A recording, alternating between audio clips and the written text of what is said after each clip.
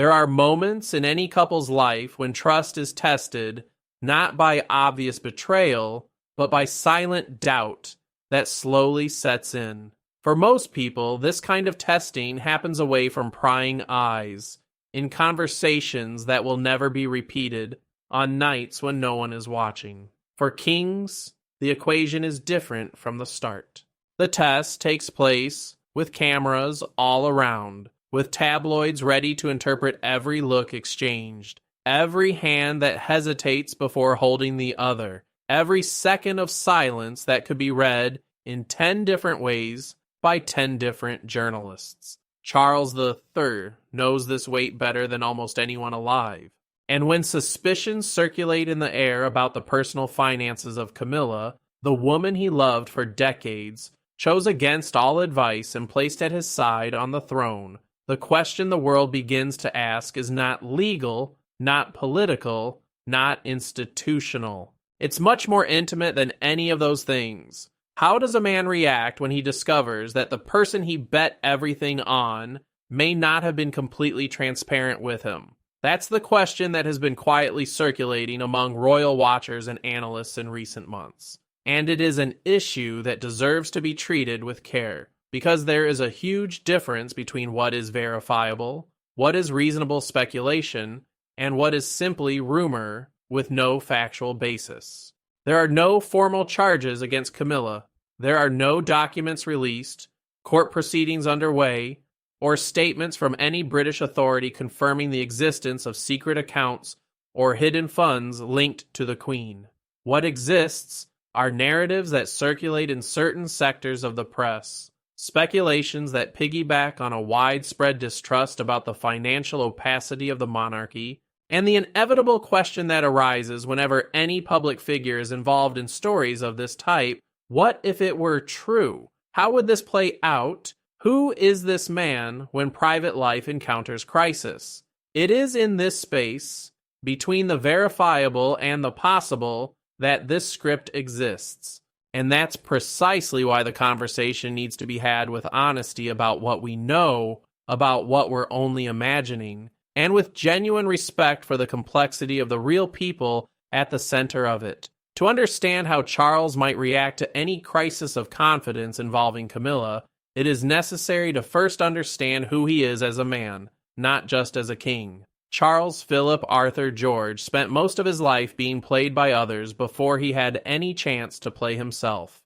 The press portrayed him for decades with an almost impressive consistency: cold, eccentric, incapable of showing affection in the way people expected a crown prince. A man who had been cruel to Diana and who had pursued Camilla with an obsession that did not fit the crown's expectations. Part of this image is rooted in documented facts, in behaviors that occurred and that left verifiable traces. Part of it is that particular simplification the British tabloid applies to any human life complicated enough not to fit into a 6-word headline. What his close collaborators have described over the years, in accounts that appear in biographies such as those by Robert Hardman and Jonathan Dimbleby, is a man with an intense inner life that is often inaccessible even to those closest to him. Someone who processes things silently before acting, who rarely exposes raw emotions in public space, who when they do seems genuinely uncomfortable with their own vulnerability. A man who takes loyalty seriously in a way that almost approaches a personal moral code, who holds grudges when he feels betrayed. That values trust in a way that becomes almost inaccessible to those who are not in your immediate circle. This same man, however, loved Camilla Parker Bowles in a way that proved more lasting than any institutional pressure, any press scandal, any expectations that the royal family, the Church of England, or the British public might have had about what was appropriate. They met in circumstances that have been narrated and re-narrated so many times that they have taken on the quality of myth, and yet what remains beneath all the mythology is something simple. Two people who simply never managed to stop being important to each other. The relationship survived different marriages, a devastating public divorce that exposed Charles to a level of popular hostility rarely applied to members of the royal family, in times of peace. Years of being cast as the villain in a story where Diana occupied the role of universal hero. When Charles finally married Camilla in April 2005, in a civil ceremony in Windsor that began with a series of comps protocol lessons and ended relatively discreetly, there was something of exhaustion and relief mixed that day. The kind of relief that comes from finally stopping fighting something that has always been true. Camilla, in turn, has long since transcended caricature. People who know her personally and reports from journalists who have followed the royal family closely for decades describe a woman with a genuinely sharp sense of humor, an ability to diffuse tense situations with a well-timed word, and a social intelligence that saw her transition over the course of approximately 20 years. From being perhaps the most detested figure in the British royal family to being someone who a good portion of the British public regards with something close to affection. This was not a public relations operation. It was time. It was discreet and consistent work.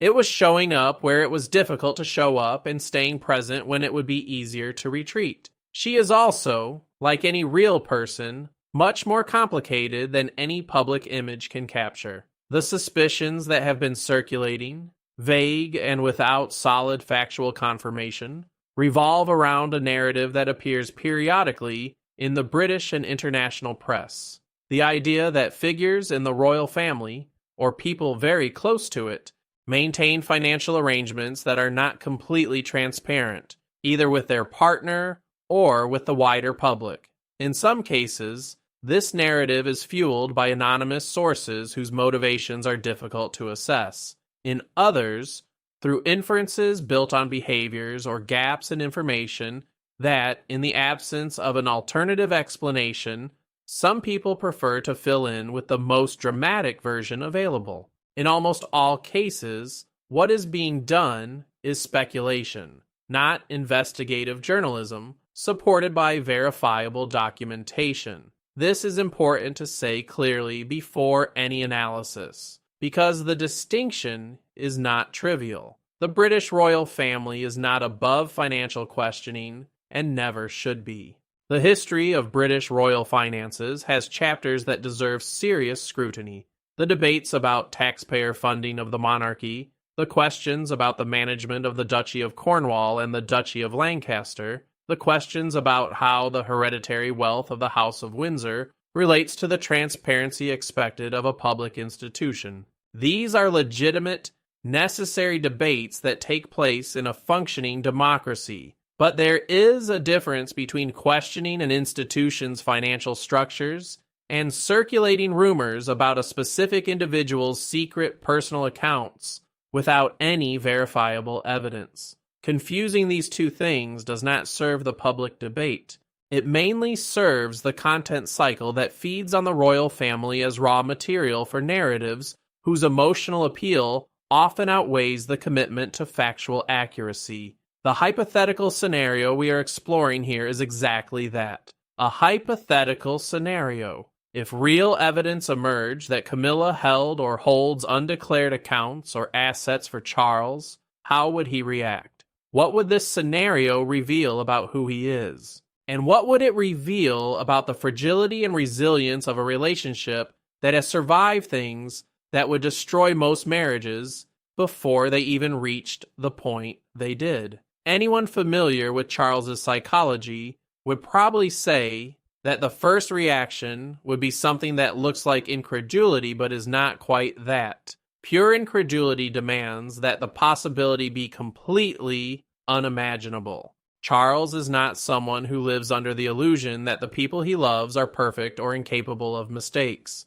He spent too much time inside a sufficiently dysfunctional institution to lose any innocence in that sense. What he would probably feel first is that kind of pause that happens when a profound certainty is abruptly called into question, and the system needs a moment to decide whether the certainty still holds or whether it needs to be rebuilt from scratch. It's a cognitive and emotional experience at the same time, and it's not quick. Charles is someone who, according to reports from biographers such as Jonathan Dimbleby and Penny Junor, people who had access to close collaborators and documents that few people have seen, tends to internalize emotional shocks before processing them in any external way. During the most turbulent period of his first marriage, he rarely showed distress in public. What there was an increasingly rigid stance in certain contexts, a distancing that many interpreted as coldness, but that people close to us described in another way,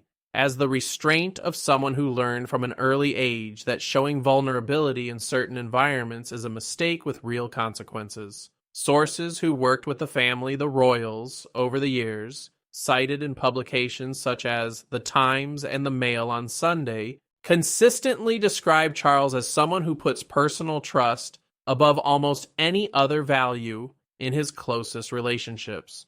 For him, betrayal is not just a mistake that can be corrected or even eventually forgiven.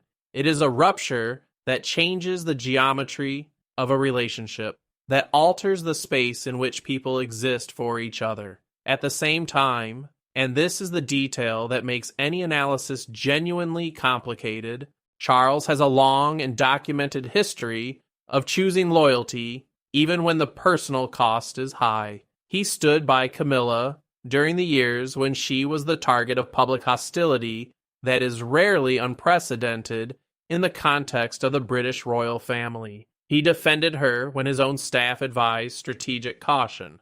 He refused concessions that, from an image management perspective, would have greatly facilitated his own public rehabilitation, because such concessions would have meant publicly distancing himself from Camilla, and that was a line he simply did not cross. This pattern is not the behavior of a man who easily gives up on the one he loves, but it's also not the behavior of a man who accepts being left out of something important without processing it in some way. There is a structural tension in Charles and Camilla's relationship that is relevant here, and that is rarely discussed with the seriousness it deserves. Charles grew up as crown prince in an institution where information is controlled with almost surgical precision. Who knows what? Who has access to what? Who is inside the circle and who is outside? These dynamics are constitutive of the real environment, not peripheral to it. Growing up in this environment forms a particular type of sensitivity towards information. Lack of access to something that should be available to you isn't just an inconvenience. It's a statement about where you are in the hierarchy of knowledge. Camilla, in turn, came to the royal family from a completely different world. She is the daughter of an army major, growing up in a British gentry environment that has its own class structures and expectations, but which is not the crown. She navigated her way into this institution with an elegance that many people underestimated because she never advertised it blatantly. But her trajectory within the royal family involved a significant amount of adapting to an environment whose rules were not written for her. This difference in origins and experiences within the institution can create spaces of misunderstanding that are difficult to identify from the outside because neither speaks about them publicly. What we can observe is that the couple has learned, over the years together, to function in public in a way that seems complementary. What fissures exist in private, and what their nature is, remains, as it must remain, inaccessible to external scrutiny. One issue that royal watchers often raise when talking about Charles and Camilla is that of the asymmetry of power within their marriage. Charles is the king. This is not just a title. It is a position that structures all relationships around you, including the most intimate ones. There is a specific way in which the formal authority of a position like this creeps into everyday dynamics, even if no one in the relationship is aware or intending to let it happen. People who study power dynamics within couples, where one partner occupies an extremely high position of authority, note that negotiating what is shared and what is kept private tends to be more complex than in more symmetrical relationships. For Camilla, having a financial life prior to marriage, having assets and arrangements that pre-exist her formal entry into the royal family would not be unusual or necessarily problematic in itself. What would become complicated, hypothetically, would be any perception that something was actively kept from Charles's knowledge, not by inadvertence, but by intention. This distinction between what was not mentioned because it did not seem relevant and what was deliberately kept opaque is the kind of thing that Charles, with his particular sensitivity to trust and the hierarchy of knowledge, would probably weigh carefully before any reaction. Here is where the analysis finds its most honest limit, because we are entering the territory of character and relational dynamics, things that no one outside a marriage can know with any form of certainty. Royal watchers who have followed Charles for decades have consistently noted that, contrary to what his public image sometimes suggests, he is not a man who naturally avoids confrontation. He is a man who controls the timing of confrontations with a care that could be mistaken for avoidance, but that works well, and different shape, when something genuinely concerns him. When it crosses an internal threshold that only he knows, he tends to act. The question has always been how and when. If the hypothesis were to become concrete, if there were actual documentation, verifiable testimonies, or any form of solid evidence that Camilla's finances were of a dimension he was unaware of, people familiar with his modus operandi suggest that the first answer would almost certainly not be public. There would be no statement to the press. There would be no statement from the palace explaining the king's position. There would be no crisis language being managed in the early hours. There would be a private conversation, probably intense, probably long, and almost certainly held away from any assistants or advisors. This matters because it says something about how Charles distinguishes the role he plays from the man he is. For the institution, he learned, over decades of observation and mistakes, to manage, to calculate, to think before speaking. To the people he loves, he responds from a more immediate, more instinctual place, closer to who he really is before the king appears. What would happen after this conversation is impossible to predict with any honesty that deserves to be called that. But the historical pattern of her behavior strongly suggests that the resolution would depend on two factors, not exactly in order of importance: the scale of what was discovered and the way in which Camilla would explain what happened. The British royal family has developed over the centuries, but especially over the last few decades, a kind of institutional ability to absorb crises without completely falling apart. This is not praise, it is clinical observation.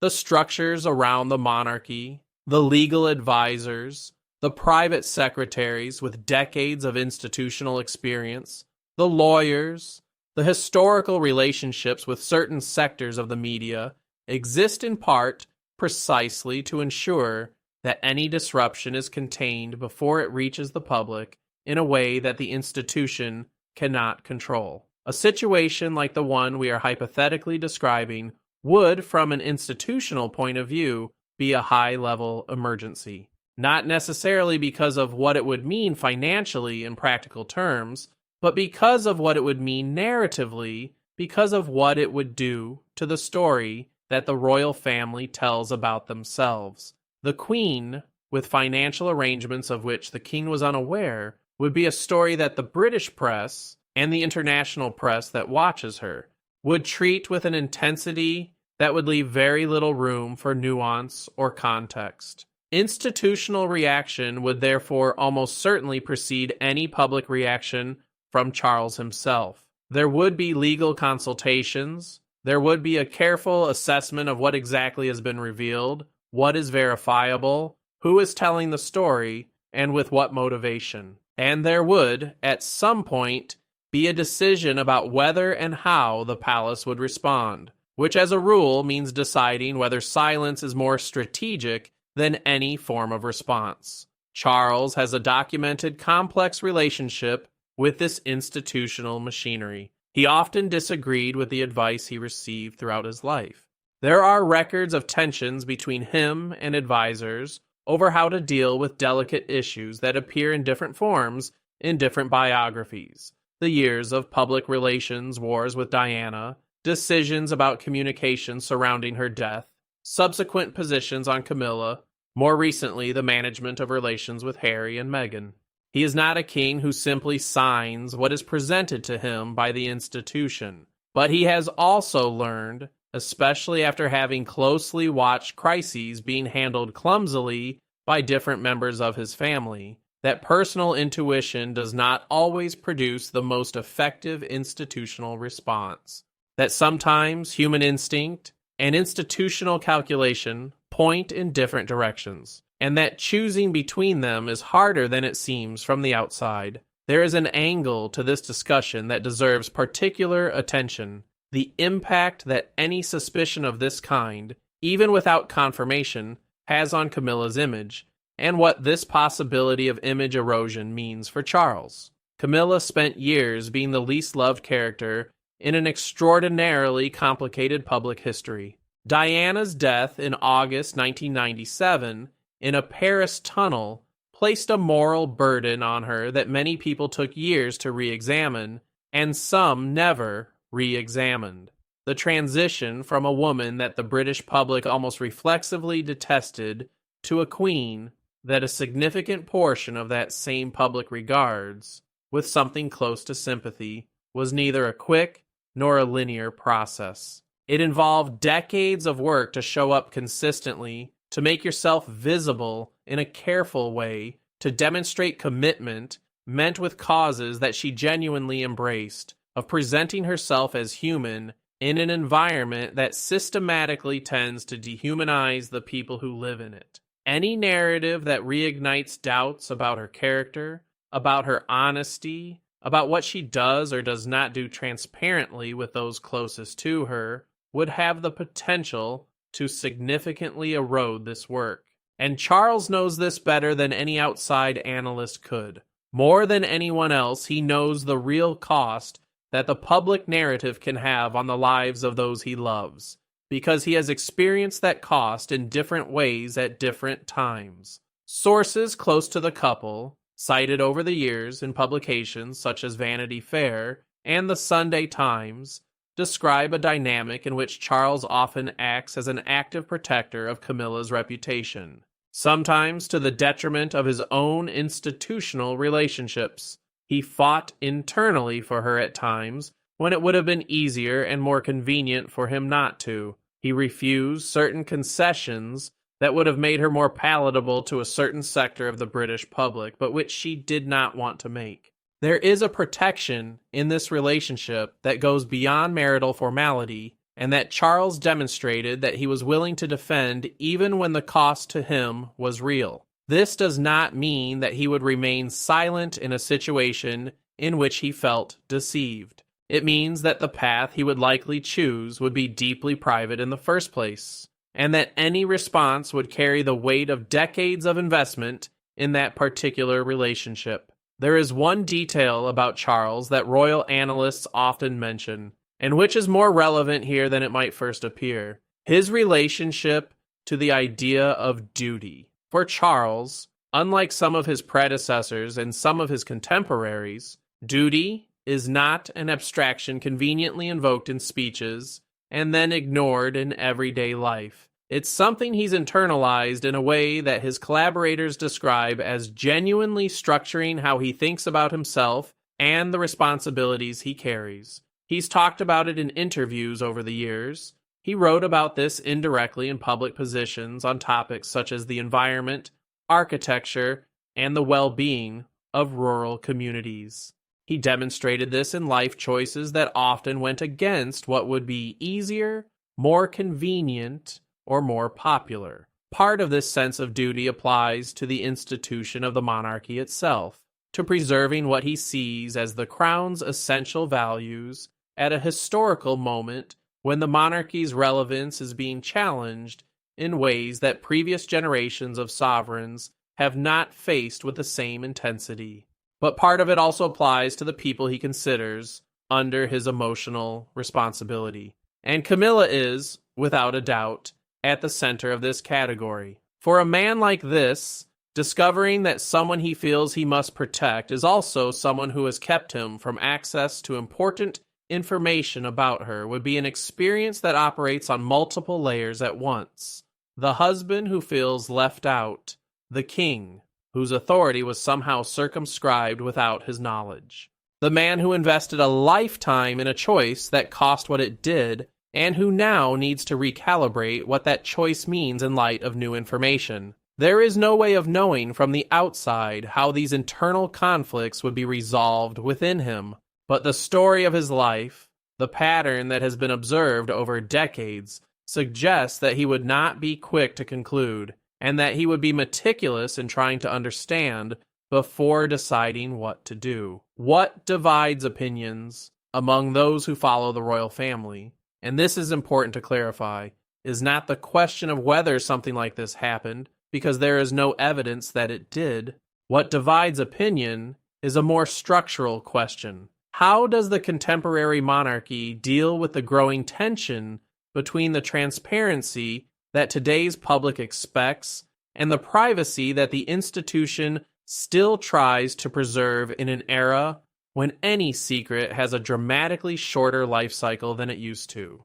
The British royal family operated for centuries at a degree of opacity that was considered not only acceptable, but necessary for the preservation of the institution itself.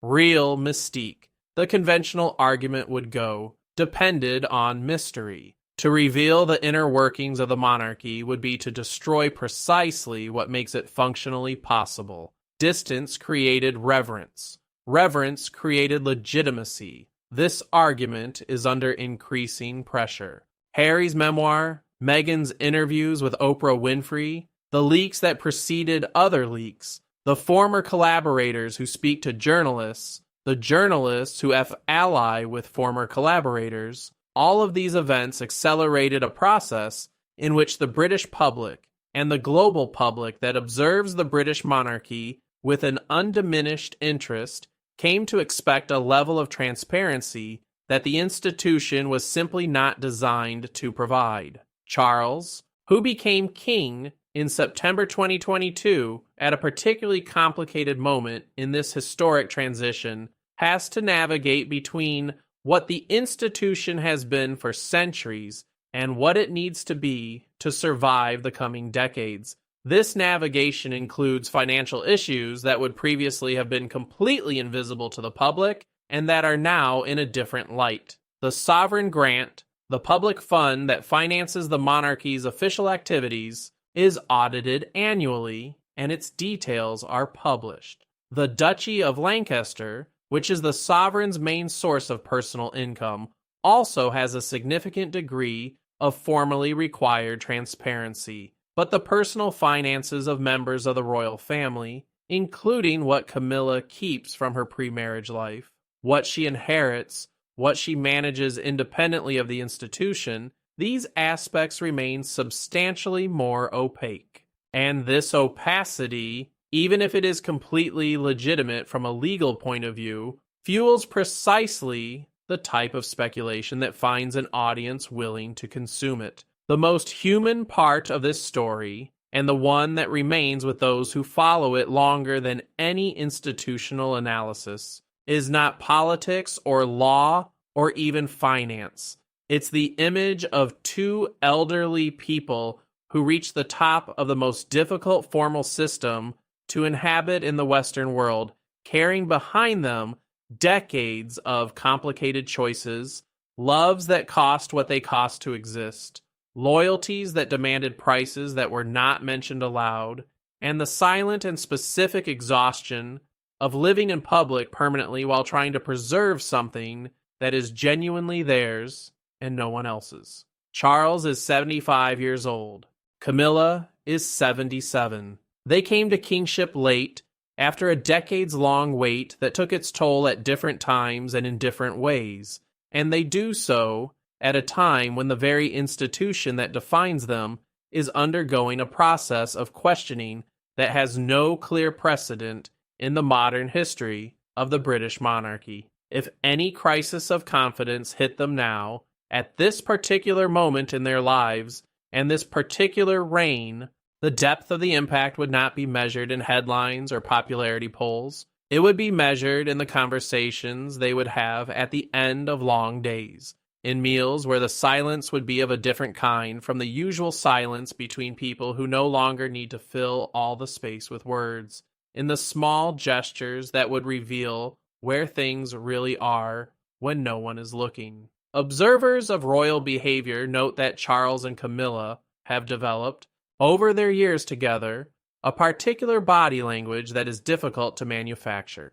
There is a familiarity between them that does not seem performative, a way of positioning themselves in relation to each other that suggests people who are genuinely used to and comfortable with each other's presence. In formal ceremonies where everything is protocol and calculated down to the angle of inclination of a head, there are still those moments when something more informal and more real transpires. A look slightly longer than necessary, a slight adjustment of position that brings him a few centimeters closer to her for no obvious ceremonial reason, the way he slightly tilts his body towards her when she speaks. These details don't prove anything definitive about the internal health of a relationship, but they are the kind of things that disappear or noticeably change quality when a relationship is truly undergoing significant disruption. And as far as it is possible to observe from the outside, and the limits from the outside are considerable, these details remain. What this hypothetical scenario reveals, perhaps more than anything else it could reveal, is how much people project onto the real figures their own anxieties about trust, about loyalty, and about what happens when love meets its harshest, most barren version of reality. We want to know how Charles would react because, on some level, that isn't always conscious. It's the question anyone has ever asked about someone they love or has loved. What would I do if I discovered that the person I trust was hiding something from me that I should have known about? Would you stay? Would you leave? Would you try to understand before concluding? Would you be able to separate the specific act from the whole person? Would it matter more what was hidden or the fact that it was hidden? There is no universal answer to these questions. And in the case of Charles, there is no answer that we can know or reach because we are talking about a scenario that until the present moment exists only in the space of speculation. What can we say with some factual and historical basis is that Charles III is a man who chose repeatedly and over decades the long way over the short way in matters of affection. That loyalty for him is not a passive state that exists automatically, but an active position that requires constant renewal, and that he demonstrated a willingness to renew even when the cost was real, and that the relationship with Camilla, for everything it took to exist, for everything that was sacrificed or risked or endured so that she could exist in the way she does today, is probably not the kind of thing he would undo without a rumination that few of us have the reference to imagine. But kings are also human, and humans, when betrayed, sometimes surprise even themselves with what they are capable of feeling. While Buckingham Palace remains, as always, silent about speculation, it does not officially acknowledge. And while the press continues to circulate narratives that oscillate between serious investigation and pure entertainment, what remains is that particular uncertainty that this kind of story creates. The reminder that behind every title, every formal ceremony, every appearance carefully calculated to convey stability and continuity, and the promise that institutions still work, there are people who sleep and wake, who have conversations the world will never hear, who carry the same fears that any human being carries when the ground beneath their feet begins to feel. For some reason they may not even be able to articulate yet, slightly less solid than it was the day before. Charles knows better than most of us that the image of stability and the reality of stability are often very different things from one another. He spent his entire life navigating that difference, sometimes more gracefully than at other times, but always navigating it.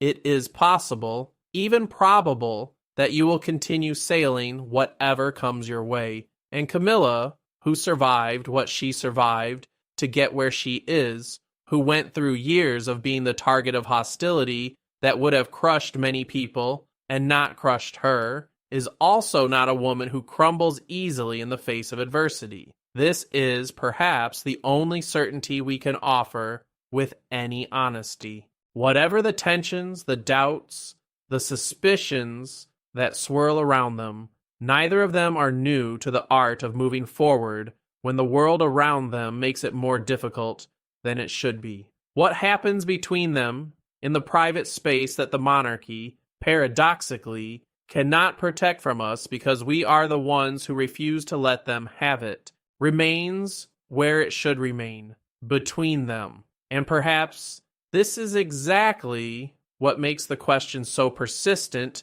and so difficult to let go of. Because in the end, and this is what no headline will say clearly, it's not about Charles and Camilla. It's about what any of us would do in their place, and about how much we'd rather not know the answer. Script for a YouTube channel about the British royal family. Every scenario described is hypothetical and clearly identified as such, based on verifiable public facts about the figures mentioned. No private events were invented or presented as factual. No direct quotes were fabricated.